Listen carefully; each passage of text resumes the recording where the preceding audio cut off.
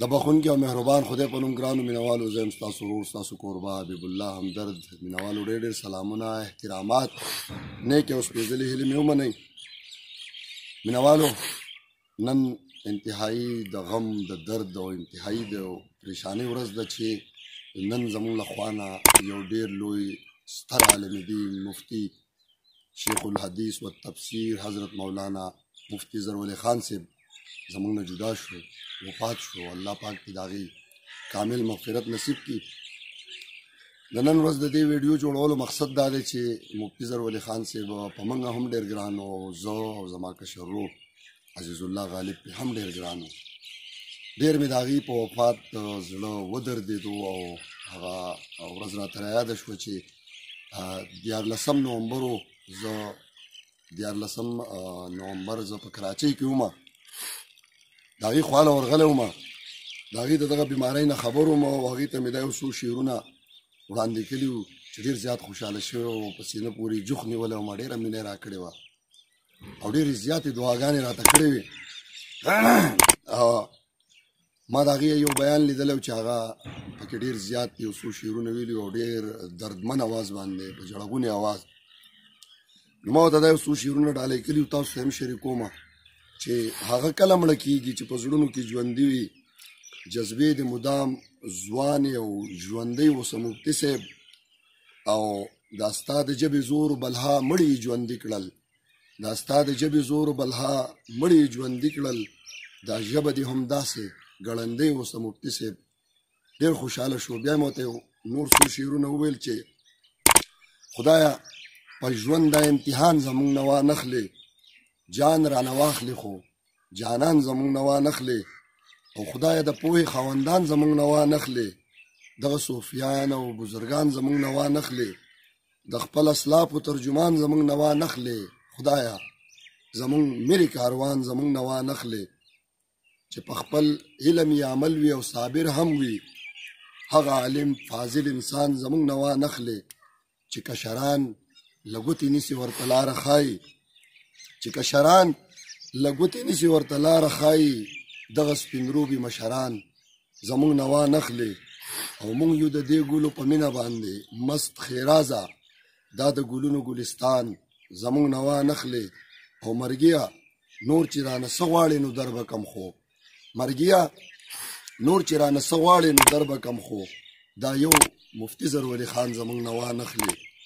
مرګیه نور چې رانه څه غواړې نو در به کم خو، دا یو مفتي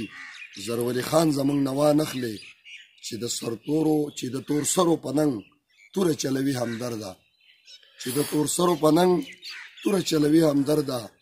وایه خالقه هغه ځوان زموږ نه وانخلې. ډېر زیات په دې شعرونو خوشحاله شوی و او ډېره مینه یې راکړې وه. بېګا چې خبر شوم چې مفتي صاحب په حق رسېدلی، نو ټوله شپه ډېر زیات ګډوډ وم، اواز مې هم بیخي ناست دی، خو دا د هغې په موږ حق دی. ضرور د هغې مینه وه چې ډېر غټ غټ خلک به د هغې د ملاقات ارمان کوو، خو هغه قدردان هغه مینوال مفتي ظرفرعلی خان صاحب په ګوري نور شه،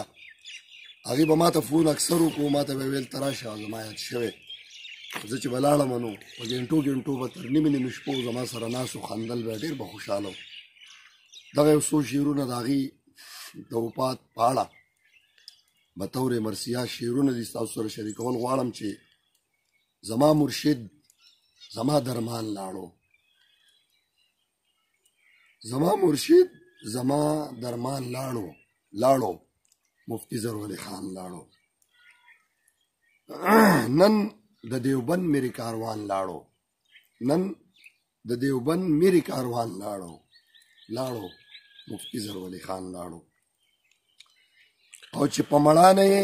دنیا ګواه وه، چې په مړانه یې دنیا ګواه وه، د اکابرو ترجمان لاړو،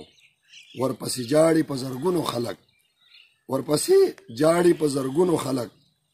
قرار د زړه تسکین د جان لاړو، چې خورولی رڼا د علم، چې خورولی رڼا د علم، شیخ الحدیث شیخ القرآن لاړو، خدایا نصیب کړي جنتونه یې ته هغه د انور غوندې روښان لاړو ولی کامل او با عمل عالم ولی کامل او با عمل عالم وو په بېوسو مهربان لاړو ناشنا تاثیر چې پسترګو کې وو ناشنا تاثیر چې پسترګو کې وو روښانه مخ چې وو روښان لاړو د عالمانو سرلښکر وو هغه د عالمانو سرلښکر وو هغه مفتی اعظم د پاکستان لاړو او همدرده خود به بېقراره یما همدرده خود به بېقراره یما زما د زړه د کلي خان لاړو ټول مینوال څوک چې زما دا ویډیو ګوري هغې ته به خواست کوم چې د مفتی اعظم پاکستان شیخ التفسیر والحدیث حضرت مولانا مفتی ظرور خان صاحب ته خصوصي دعاګانې کوي هغې په خپلو دعاګانو کې یاد ساتي هم د دې سره اجازت غواړم